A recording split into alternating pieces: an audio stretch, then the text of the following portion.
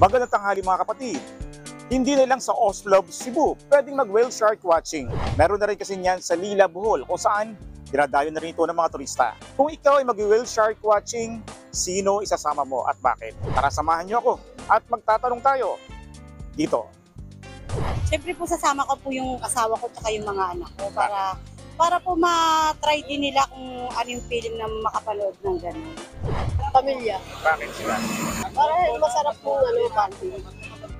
Kung papayagan po ako mag-whale sa Bohol, sasama ko po yung pamilya ko, yung mama ko at papa ko po. Kasi gusto ko po ma-experience nila kung paano yung view at yung ganda ng Bohol.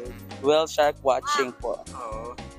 Siguro yung pamilya ko siguro isasama. Mas maganda family bonding. Yung mga friends ko po, Bakit sila?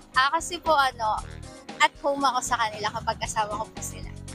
Yan lang po. And masaya po kasama yung mga friends. Syempre, to unwind po. Yan lang po. Ang gusto ko po isama yung mga friends ko and family ko kasi masaya po kapag mas marami mas masaya and para makapag-bonding na rin po.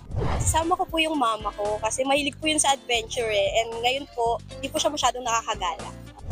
Ako ang inyong hari ng bayan, ang tunay at nag-iisang pantanggal umay sa pananghalian.